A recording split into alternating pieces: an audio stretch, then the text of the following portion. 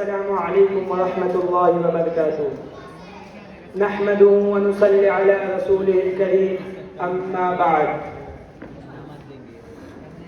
صدر محترم مشرق اساتذہ کرام اور میرے دیدی میری بھائیوں اور بہنوں، آج کے اس پر محفل میں جس موضوع سخن پر لب کشائی کرنا چاہتا ہوں وہ ہے سائنس کے کرشمے۔ اللہ تعالی تمام جہانوں کا مالک اور معبود ہے۔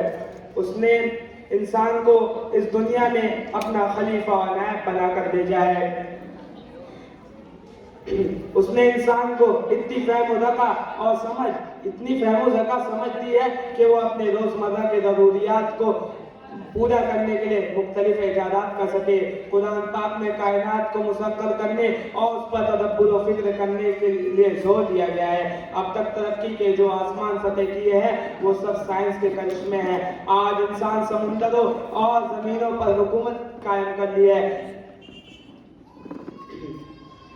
کسی زمانے میں قدرت حق سے سلیمان علیہ السلام کا تخت توڑا کرتا تھا۔ شروع میں انسان کو پرندے کو دیکھتے ہی ہوا میں اڑنے کا شوق آیا ہوگا۔ بہرحال اس نے اپنی عقل سے رہنمائی حاصل کی اور ہوائی جہاز کے ایجاد کے ذریعے ہوا کے کندھوں پر سوار ہو گیا۔ ہوائی جہاز کے ذریعے پوری دنیا کے فاصلے سمٹ کر رہ گئے۔ اسی طرح بحری جہاز کے ایجاد بھی سائنس کا بہت بڑا کرشمہ ہے۔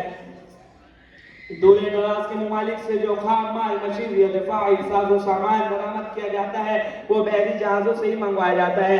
اگر بحری جہاز کا ایجاد نہ کیا گیا ہوتا تو آج انسان کاروبار کے لحاظ سے حیرت انگیز ترقی نہیں کر سکتا تھا۔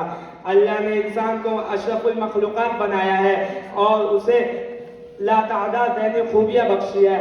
اسے اپنی صلاحیتوں اور خوبیوں کو استعمال کرتے ہوئے بروکار لاتے ہوئے چھوٹی بڑی ایجاد کے ذریعے اس دنیا کو سیماتی دنیا میں بدل دیا ہے۔ اگر پرانے زمانے کا انسان آج کے اس دنیا میں آگے دیکھے کہ انسان آج ہوا میں اڑ رہا ہے، سمندر کا سینہ چاک کر رہا ہے، زمین سے معدنیات خزانے نکال رہا ہے تو اس کی عقل تھوڑی دیر ٹھہر جائے گی۔ میرے بھائیوں، سائنس نے جس طرح انسان کو آسائش فراہم کی ہے اسی طرح اس کے لیے کچھ قباحتیں بھی پیدا ہو گئی ہے۔ آج بہت سے ملک اسلحہ کے دور میں شامل ہو گئے ہیں۔ ایک ملک دوسرے ملک پہ ذوق جمانے کے لیے دھماکے کر رہا ہے۔ میرے بھائیوں، آج کے دور کے انسان تعلیم یافتہ اور مہذب ہے، لیکن دفاع کے آڑ میں ایک انسان دوسرے انسان کے لیے موت کا سامان بن رہا ہے۔ لہذا میں اس بات کو کہنا چاہتا ہوں کہ جو علم سائنس ہمیں ملا ہے ہم اسے اچھے طریقے سے استعمال کریں۔ السلام علیکم ورحمۃ اللہ وبرکاتہ۔